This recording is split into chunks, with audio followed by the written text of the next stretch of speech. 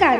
महाराष्ट्रातील विविध क्षेत्रातील बातम्या झटपट आपल्या मोबाईलवर पाहण्यासाठी लगेचच सबस्क्राइब करा राष्ट्रशक्ती लाईव्ह न्यूज आणि सोबत बेल आयकॉन प्रेस करायला विसरू नका. 7 वर्षाच्या निरागस चिमुकलीवर तिच्याच शाळेतील शिक्षकाने अत्याचार केल्याची धक्कादायक घटना उघड झाली आहे.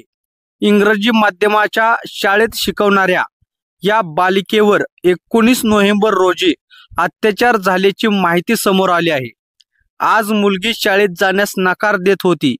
आईने विचारपूस केली असता शिक्षकाने केलेला प्रकार तिने सांगितला.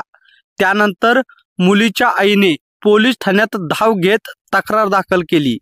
तक्रारीच्या आधारे संबंधित शिक्षकावर BNS कलम 64(2), 65(2), 351(2) तसेच पोक्सो अंतर्गत गुन्हा नोंदवण्यात आला असून पोलिसांनी आरोपी तात्काळ अटक केला आहे.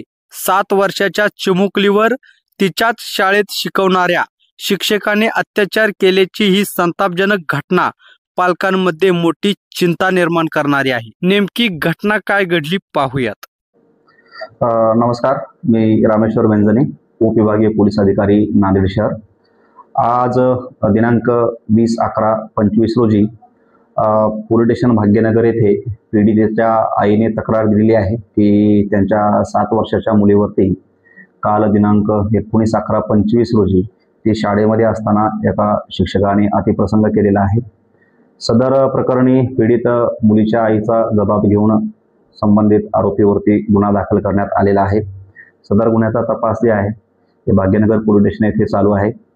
या प्रकरणावरती आपल्या जिल्ह्याचे पोलीस अधीक्षक माननीय श्री अविनाश कुमार सर यांनी सूचना दिलेल्या आहेत की सदरचा जो तपास आहे हा SOP प्रमाणे करण्यात येऊन जे काही सर्व पुरावे आहेत हे तात्काळ पोलिसातर्फे नोंदवण्यात येतील आणि सदरचा जो गुन्हा आहे यामध्ये जे समाविष्ट आरोपी आहेत त्यांना तुर्तास ताब्यात घेतलेला आहे. आरोपी ताब्यात आहे. अटकेची कारवाई सुरू आहे.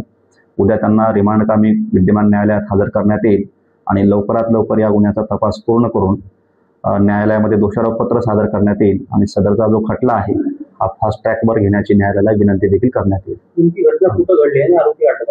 सदरची जी घटना आहे ही ती मुलगी ज्या शाळेमध्ये शिकण्यासाठी जात होती त्या शाळेमध्ये घडलेली आहे आणि यामध्ये जो आरोपी आहे त्याला आम्ही तात्काळ ताब्यात घेतलेला आहे. आता गुन्हा दाखल झाल्यानंतर ही प्रक्रिया संपल्यानंतर आरोपीच्या अटकेची प्रक्रिया पूर्ण करण्यात येईल.